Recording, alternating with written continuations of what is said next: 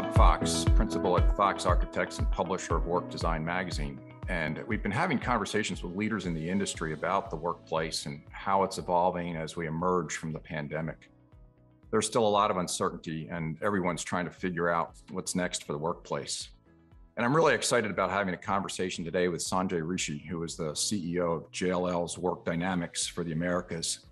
And we're here to talk about his new book, The Workplace You Need Now, Shaping Spaces for the Future of Work, that Sanjay wrote with his colleagues, Benjamin Breslow and Peter Miskovich.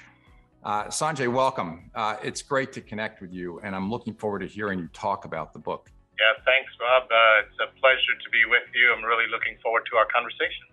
Before we talk about the book, tell us a little bit about your background and what you do and what's happening at JLL Work Dynamics.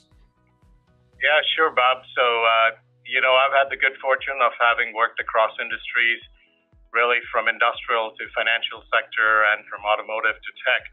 And this domain, this industry of workplaces, real estate, however you want to think about it, is so dynamic, it's changing so fast, it's so exciting to be here. So I have the privilege of leading a team of thousands of our team members as we service clients, end-to-end real estate and workplace needs, from trying to find them the right place so they can attract and retain talent, to managing those spaces, to really helping them make decisions around capital allocations and build out their own spaces so they can differentiate themselves. But it's a really wonderful place. We actually, in recognition of so much change that's going on in the industry and how dynamic it is, there was a few things that have happened over the last few years. One in particular is work is no longer where you go.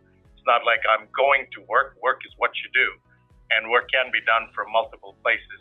So we're really in the business of enabling work. And we actually renamed ourselves Work Dynamics in recognition of that.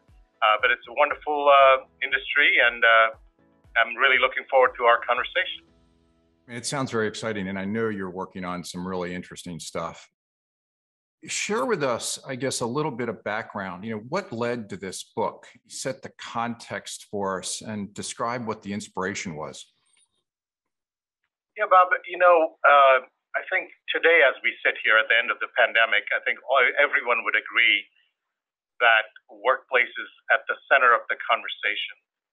The inspiration of the book really was the amount of change, the amount of uncertainty, and I might go as far as nervousness in decision-making that has happened over the last year and a half. This was unprecedented by any measure. And the amount of change and challenges that came to CEOs and the C-suite on how to handle this, and looking back, handle it fairly successfully across the globe, was just tremendous. So, I make some parallels. I draw some parallels to when we were emerging from the great financial crisis, now 12, 13 years ago. And the financial services industry was going through a tremendous amount of change. And there are some similarities between that and where we are today. But as we looked at that, and over the last year as we were going through this, clearly there was a need to articulate thoughts. There is no panacea. There's no one answer to everyone. But what we wanted to do was look at the changes that are happening and the imperatives that are going to drive today and going forward the world of work, workplaces, and workforce. And it just was a pressing need. And we did it relatively quickly in a few months because it is so contemporary a topic and such a need. I'm kind of curious. Things are still changing very rapidly, and I don't feel like anybody feels like the dust has settled yet. So, the Delta variant kind of threw a wrench into the works just as people were adjusting and starting to get settled. And I'm kind of curious, why now? What's unique about this period in time you felt the need for this book? Yeah, and I would almost say it is related to the pandemic, but the pandemic was one more reason. There's a confluence of factors, Bob, I'm sure you will agree, that are changing our lives, our work, our workplace. It is technology. It is this idea of experience, about human experience, the focus on health, on wellness. We're dealing with 5 generations in the workplace now that are working all together. This has never happened before. the needs of each of these demographic segments is very, very different. They're making these decisions on where to work, how to work, that are very different from past generations. They're very conscious about environment, about sustainability. So, you take a look at all of this confluence of all these factors and the amount of change that is happening in this domain of workplace, real estate. It is so significant. And then everything accelerated. The pandemic almost became a catalyst to accelerate. If you look at the investments that have gone into prop tech or property technology, they are multiples of what there were 2 years ago. If you look at the focus on environment sustainability, the way CEOs are talking about it, and the number of CEOs, I remember last year we were at Davos, and already the beginning of last year, the number of CEOs that had stated net zero, carbon neutral goals had multiplied. But over the last year and a half, it's grown even faster. So the pandemic is not the only reason, but all this change that is happening begs for a dialogue to be had. And, I might add one more thing around the value of workplaces being recognized as something much bigger and much broader than it's ever been recognized. So all of that kind of plays into why now and why this is so contemporary and so important. Certainly very exciting. I'm certainly relishing the experience of going through and rethinking a lot of the aspects of the workplace. I really enjoyed reading your book, and you broke it down and sort of described the workplace framework. The way you broke it down, there's 3 focuses or 3 criterias. There's the personalized workplace, the responsible workplace, and the experiential workplace.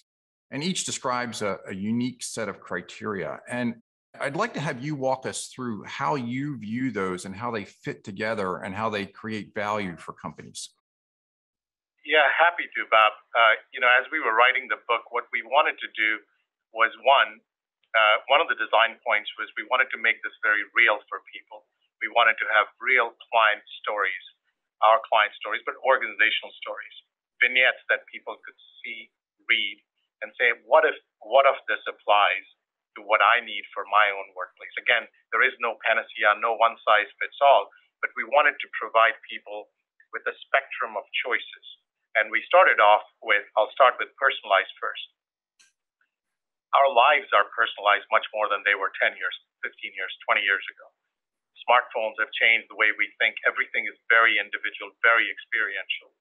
So when we thought about personalized, of course, we talk a lot in the book about hybrid, but what does hybrid really mean? Is it just about, am I working from home, from a coffee shop, or the office?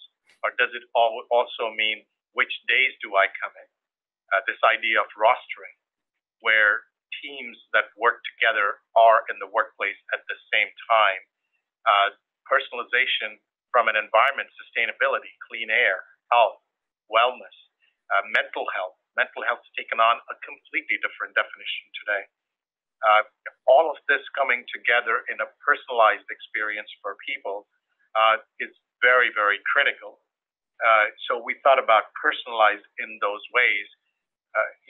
Walking into an office, the temperature, the lighting, the space I'm going to occupy. Does it suit what I'm trying to do as a work group or as an individual?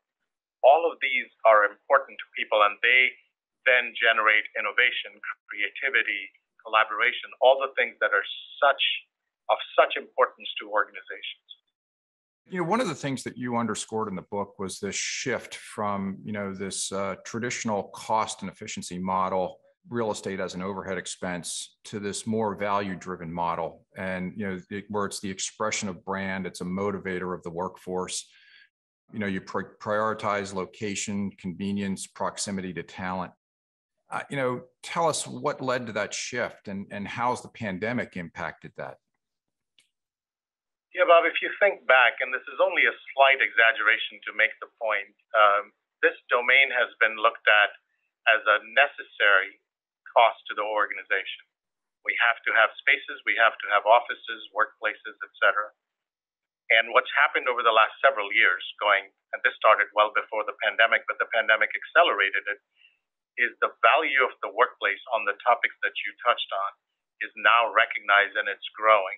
I mean, if you just look at the C-suite and CEOs in their vernacular, the idea of workplace and hybrid work and talent tied to workplaces, it's in their vernacular that like it's never been before. I mean, over the last 18, 20 months, you pick up any newspaper, any magazine, CEOs are talking about the importance of the workplace, about location, about talent, about hybrid, all of these things. So there's a recognition that workplaces have a role to play and they contribute value well beyond a place to come to because you must for work. Talent is at the heart of this and experience that is provided to that talent. By the way, people that come in as associates and employees, as visitors, as clients, as partners, and all of that is playing into this new role that workplaces and real estate now have to play and contribute to. So if you think about employee satisfaction, think about the longevity or retention rates of employees, of satisfaction they have, what is it that they are deriving? And organizations, I mean, the largest cost for most organizations, if not all, is people cost. And there's tremendous value there. So the better you can serve the needs of your employees, the better it is. And now today, the value of workplace is tied, it's integral to that dialogue. The CHRO, the leaders of real estate and workplaces have never worked this closely together. So all of that is really redefining the value of the workplace. I would agree with you. In my experience, it's rare to have the CEO, the head of real estate, head of HR, facility managers all in the room at the same time. I'm just wondering, if you take a typical organization and there's someone that's responsible for the facilities, there's a lot of information that you're talking about here. How do they think about this and how do they begin the process, the planning process? Yeah, I think the fundamentals of the basis, the foundation of facilities management or facilities managers continue to be what they were in many ways. And this is an and on top of that. The leaders of real estate, and I'll start there, and workplaces, and we've learned this from our clients who actually rebranded themselves from CRE or real estate to workplace experience as a domain. And that gives them a seat at the table and a right to have conversations around investments, around redesign, around environment, sustainability, clean air, clean water, health, wellness, all the topics that we've been talking about, with a very different language and a very different right to influence disproportionate share, relatively speaking, of the investments that must go into this space. For the facility manager or people that are working in this domain and this space, beyond what they have been doing, the recognition that human experience, that hospitality, that individual needs are so much more elevated is something that has to be embraced. And, I keep coming back to these are trends that were there. So this is not all brand new and it has, a switch was thrown and we're suddenly acting that way, but it's accelerated. And I think for facility managers, it's really important to embrace that because then you're looking at individual needs rather than organizational needs or space needs, or on this floor, I need to do this because this particular function is located here. No, it could very well change and vary from which person you're talking to, what individual you're talking to, and what are you trying to serve. So I think that's really embracing that. And again, bringing in this idea of human experience and hospitality is going to be very critical. Concierge services, all of this is part of the solution going forward. You described it earlier that the real underlying premise of this is that talent is a priority. And, it's very competitive to get the best talent, but if you can attract them, remove the friction, train them, give them the right space, services, support, best tools, the company can obviously do great things. I think too often we get that confused or we oversimplify it in terms of, the food, the games, the fitness, the social interactions, but the discussion's not centered around work performance. So I'm wondering, has this gotten confused as an amenity war, or is it that we're really focused on what's driving the organization forward and the performance of the individuals collectively? Yeah, it's a really good topic. And there's a lot of dialogue that's had. There's a lot of research now happening around productivity and how do you measure it. We're not at the end of that journey yet. The tech industry actually has done a lot of work around productivity and measuring, lines of code and, how much innovation is happening and codes being generated. But across industries, I think this is a journey, and we're not at the end of the journey. I will pivot a little bit and speak about the purpose of the workplace, because it is tied to talent. And the purpose of the workplace is changing. I made mention of this earlier, Bob, but this idea of brand, culture, this idea of a sense of belonging, and the workplace has such a big role to play. It is the heartbeat of organizations. We live in such a portable world that talent is very portable.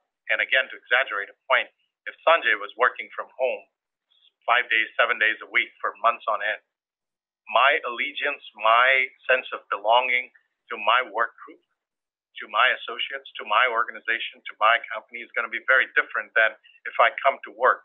And it doesn't mean 5 days of work. We clearly are in a world which is hybrid, and people will make choices of how many days. The affinity that I have to the organization is very different. And this change in the workplace leads to, attachment, that brand affinity. And there's ways of measuring brand. There's ways of measuring culture.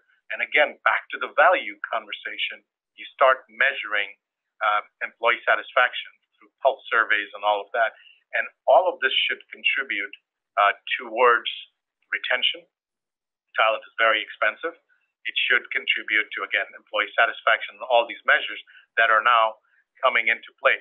CHROs, as I mentioned earlier, and real estate leaders, workplace experience leaders are collaborating for new metrics that are going to be defined. And some of those that I mentioned are already defined.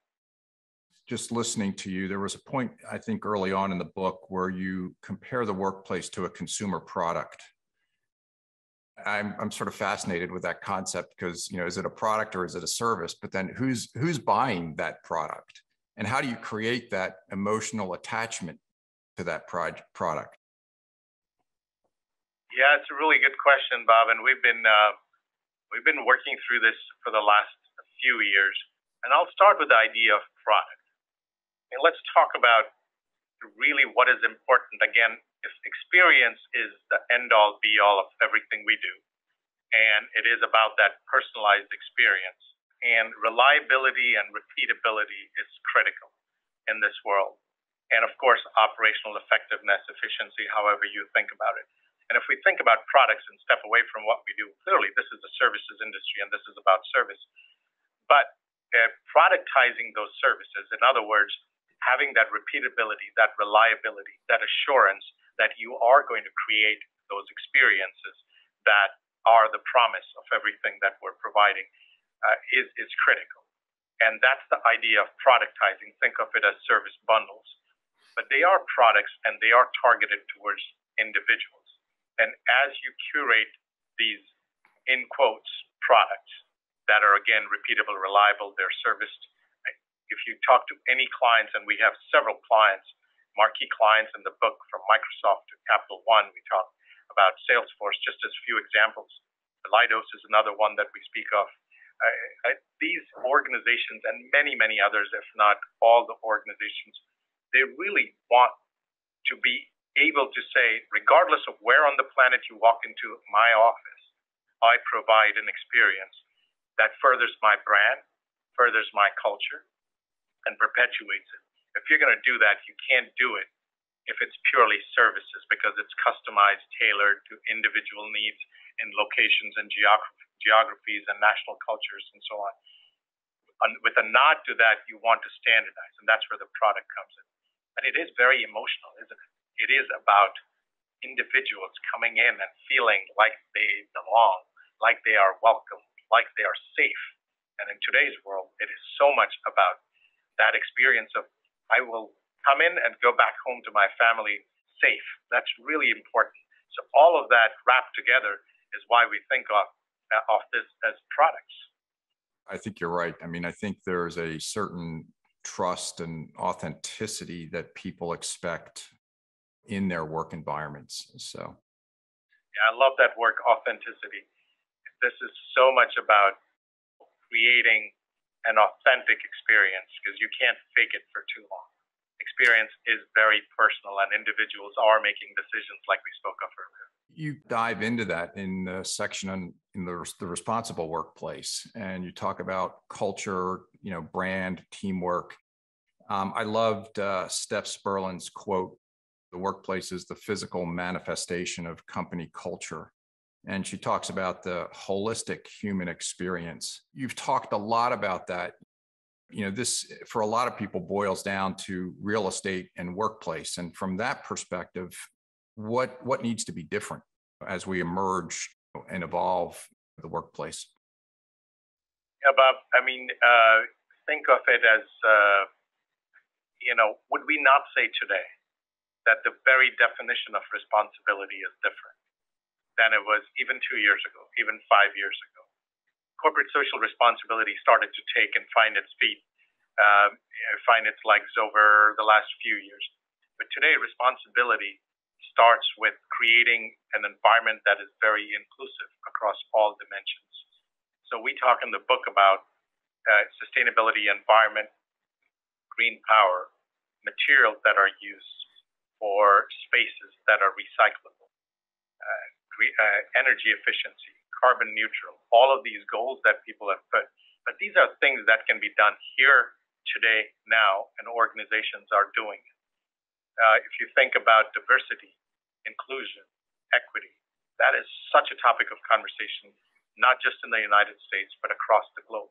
We have a responsibility as organizations to do what we must for parts and segments of the population that need that focus and attention. I'll give you an example of Microsoft, and we write about it in the book. But Microsoft and what they are doing in Atlanta is just commendable. It's an entire part of the city that for the longest time has not been doing as well economically as the rest of it. And the way Microsoft has approached lifting the community while building their offices, data centers, and their own presence there is just commendable. Everything from pharmacies that didn't exist and grocery stores that didn't exist. This is giving back. Community is at the heart of organizational responsibility. And the other element we talk about is health and wellness, and I spoke of this earlier, but it's physical health, it's mental health, and all of this, you want to be able to consume it regardless of where you are.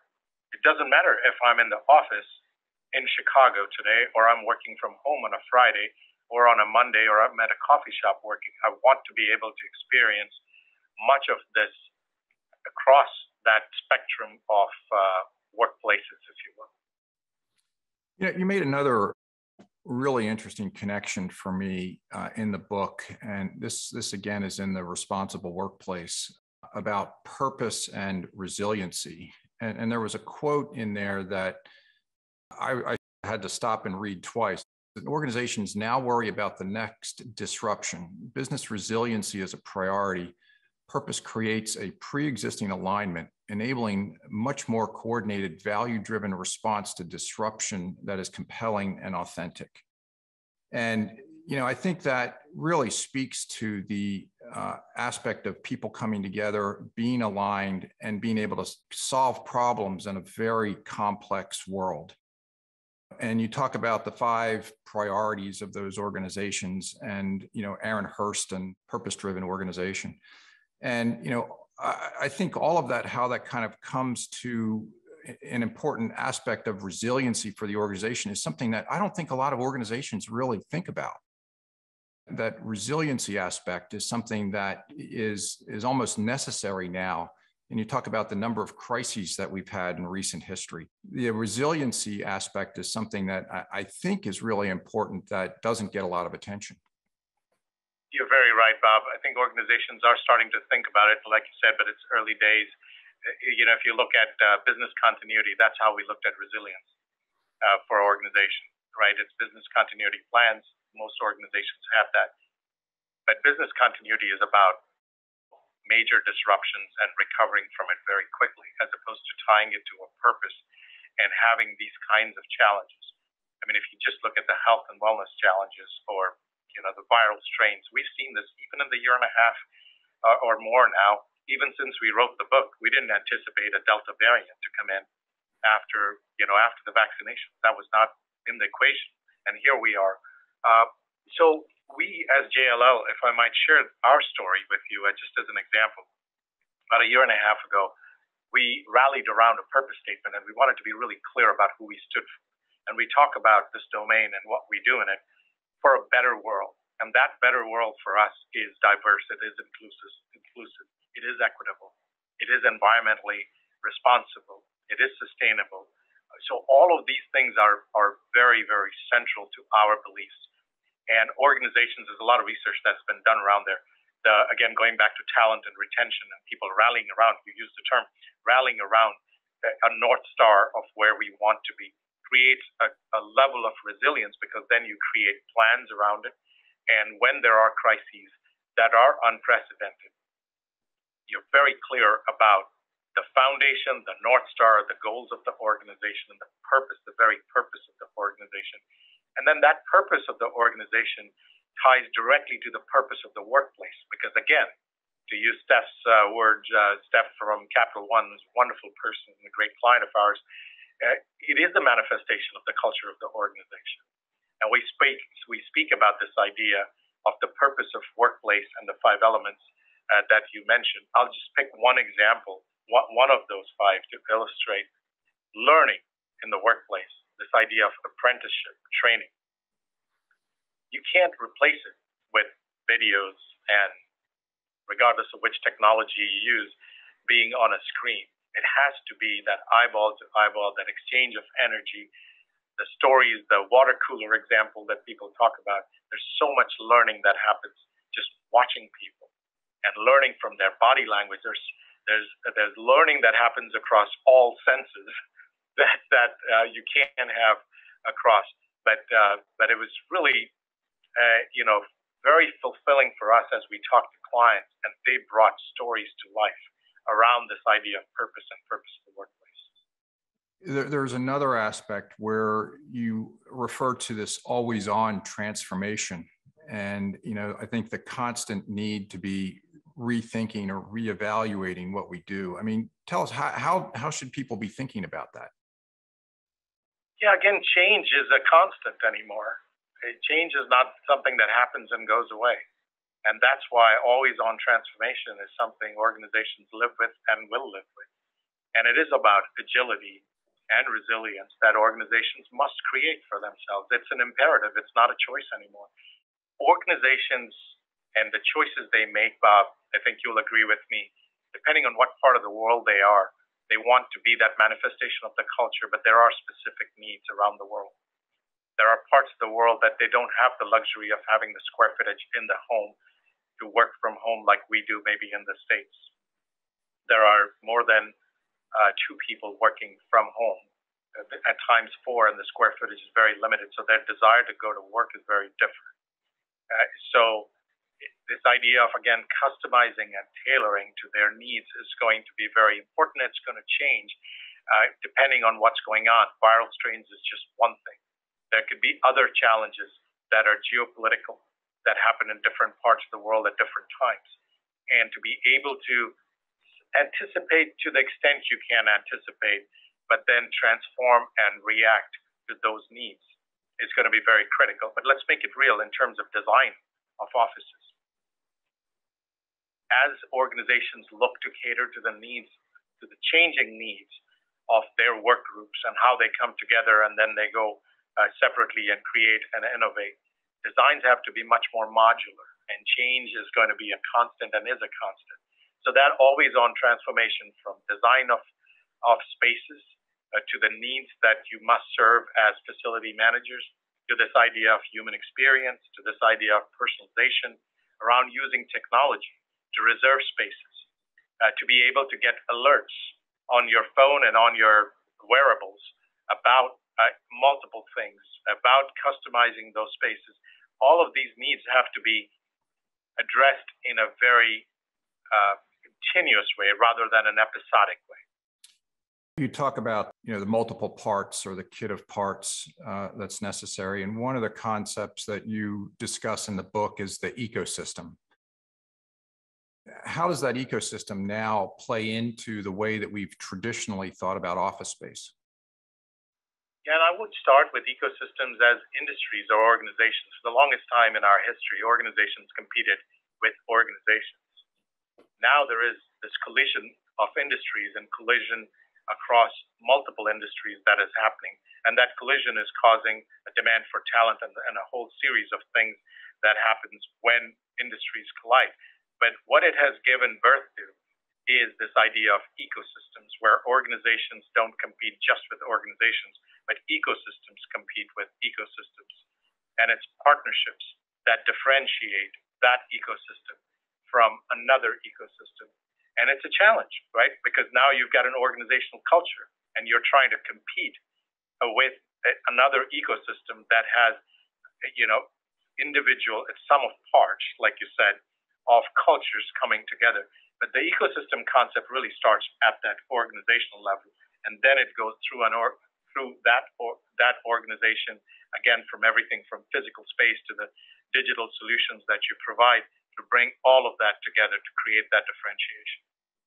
Yeah, and I think that underpins the last section, which is the experiential workplace, where there I think it brings that authenticity together, and how people are going to connect with their organization. But tell us a little bit more about how you're looking at that from a real estate perspective, and what's important about that experience that leaders should be thinking about in their workplaces. Yeah, this is another one of very interesting kind of topics and emerging areas of conversation, and again, imperatives that is emerging. We, JLL, did a very comprehensive research around the globe, and we looked at, so what does experience really mean to individuals? And there were three things that came out. And it was about engagement, it was about fulfillment, and it was about empowerment. And if I think of myself, you think of yourself. If we start with engagement, experience is about, do I feel engaged? Do I feel included? Do I feel like I am contributing to that value that the organization desires and is reaching for? That engagement is very personal. Am I getting fulfillment out of this? And not just fulfillment in the monetary sense.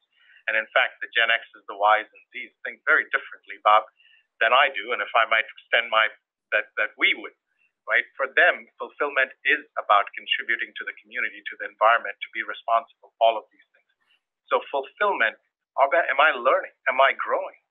Am I doing different things today than I was doing a year ago, 2 years? And it's just not just about which level. I used to be a manager and I'm a senior manager. That's not what it's about. It's about, did I learn more? Did I do something very different? Am I motivated in a different way? Do I have fire in my belly when I come to work every day? That's fulfillment. And then it's empowerment. Am I empowered to do the things that I must do? Or is it a very prescriptive environment that I'm working in? If you look at those three dimensions, I think we were just listening to a lot of people and then assimilating this. So these are thoughts that are curated into these three buckets. And I really like that structure of thinking in terms of, again, am I engaged? Am I feeling fulfilled? Am I feeling empowered? And if you're doing all of those, then you are getting the experience that you deserve and the experience that you demand. So is it fair to say then that it's really about an aspirational and inspirational work environment? It is, and it is about taking the friction out of getting your work done. It is making it as frictionless as possible. It is enabling it with technology. It's enabling it with processes. It is enabling it with this brand affinity and a culture that you can belong to. I'll give you, again, going back to the Capital One example, they've done some very unique things in terms of fulfillment. If you walk into the Capital One building, they have art, and this is, they've curated art, and they've got actually experts speak and collect art and put it there. Not every organization will do that, but they share it. And they've done this over the last year and a half virtually. What used to be physical, they've extended this sort of experience virtually.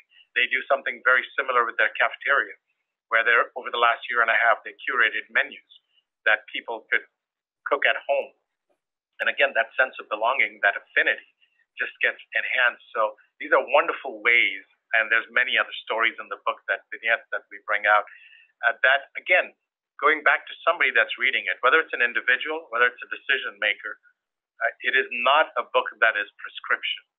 It is a book that makes you think about a few things. At least that was our attempt. And also provides you choices that you can make with real examples, and then a foundation, really a framework that you can start thinking about, because what you do has to be very personal for your organization and to your culture. Yeah, no question. I mean, I think the book is visionary. I think it's value driven. And I think there's also a very forward looking aspect to it. I really liked it towards the end where you outlined the complexity and the priority aspect of an organization, to try to define for themselves, how complex they were. And then also to help them to walk through, what's really important for their organization, because there's a long list of things that you include that should be considered, but obviously not every organization is going to be able to apply that. So, the question is, about the prioritization of those various components and how to put those together. Bob, we really, what we have attempted to do is, you said it well, is provide a spectrum of capabilities that organizations should start thinking about and adopting, because again, those are imperatives. But we wanted to make this real. We didn't want this just to be a dialogue about all the possibilities and something that was very futuristic. We wanted to make it very practical. And organizations and individuals, actually, we've provided a framework, again, embellishing on what you said, that first gives you an assessment framework on who are you and where do you belong and what are your priorities and how complex are you. And based on that, a series of choices that you can make to tailor to your particular needs and your level of complexity. So we really attempted to make this a very executable roadmap for organizations. And I think as we've engaged with our clients, this is making people think maybe in slightly different ways, and maybe just giving them a dimension to look at. I'm just thinking, listening to you, the process that exists and the traditional process that we go through, I think leaves gaps in terms of many of the aspects and the components that you discuss. And I'm just wondering, is there something or an approach that you apply to the process that enables an organization to capture all those components or those aspects that are going to be important to them? Yeah, it is going to be individual to organizations. But again, if they start with an assessment of how complex are we, and there's multiple dimensions that we actually provide in the book around geographic locations, the types of work that is done, the kind of talent you have, the competition, all of that will define a complexity. But the process is about then, I think the idea is to get proactive and not reactive to that always on transformation and all that change that is a constant that is coming to you. And be able to holistically look at this and plan for the near future and the immediate future and the future, but more about the immediate and the near term, on what choices do you have to make, what capital allocations must you be looking at, and how does it have a contribution to value, inclusive of the financial value, but beyond financial value, again, going to the fulfillment of individuals, but the fulfillment of the organizational aspirations in itself. Yeah, I think the book for me really sort of forced a thinking of, it's a leadership guide, if you will. And how do leaders use this to better connect with their workplace? And I think a lot of leaders have these incredible visions for their organization. And I think the book outlines a path for them to say, how can we embody this vision in our workplace and apply those values so that everybody has this incredible, amazing, authentic experience that's specific to that organization. I think one of the challenges has always been that leadership engagement in the process. And is there a suggestion that you have to people in the industry to say, how do we get leaders to really focus on this and really take advantage of what you describe in your book? I think this topic or this concept, Bob, has accelerated. Again, the pandemic has catalyzed this. And these are very, very contemporary conversations that people are having about leadership and leadership engagement and the spaces. I would almost go as far as saying never before have leaders been this close to thinking about the environment they create for their work groups. One other dimension that I would bring in this same conversation is the skill sets of leaders, and particularly in this domain, in this industry, are evolving. It is building on a very strong foundation and a very rich foundation of skill sets that exist.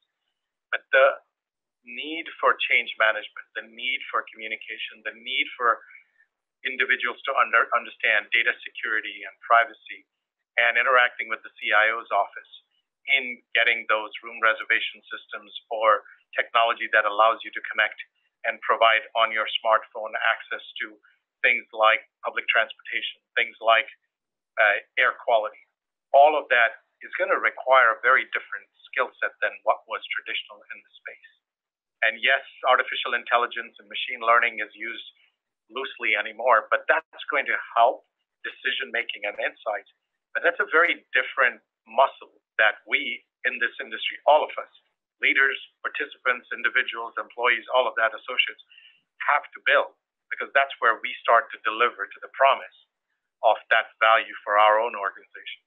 Sanjay, I couldn't agree more with you. I think all of that is what's ultimately going to drive innovation and performance in our organizations. You know, if we can't engage with our people in a intelligent and mature and trusting way, there's going to be too many distractions. The book is incredible. I really enjoyed all the concepts. So I'm curious, what's next? Oh, that's a great question. I have to think about that, Bob.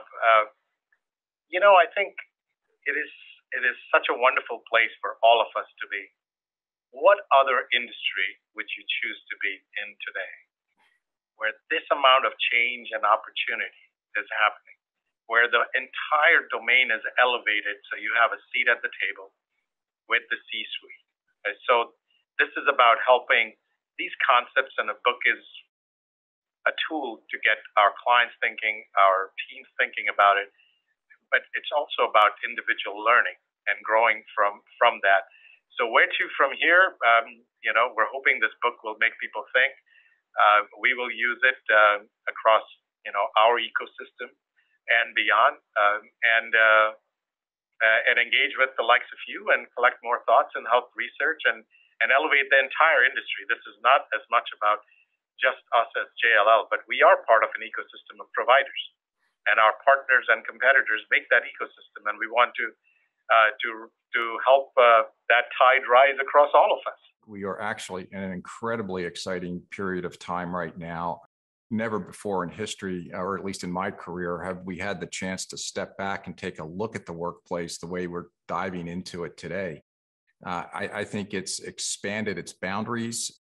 It's gone from being in a traditional office now to where there's all these various choices and options that people have. So I'm incredibly excited about that. And I think we have an amazing opportunity as an industry and a profession to really bring tremendous value, to our clients and to the people that get to use the workplaces that we are involved in. Yeah, I agree, Bob. And I speak for Peter and Ben and on my own behalf. I think we appreciate your kind words. And it's encouraging to see your lens and your views. But we're excited. I think there's so much more to do in this industry, and I think there's a lot of fun to be had and a lot of fulfillment to be had, going back to that term I used earlier in this industry. Well, Sanjay, thank you very much. I've really enjoyed the conversation. Lots of great ideas. I'm going to look forward to see how people begin to engage with the book, and see ultimately what comes out of it. So good luck, and I'll look forward to talking to you again soon. Thanks, Bob. Enjoyed it very much. Appreciate it. Okay, thanks again.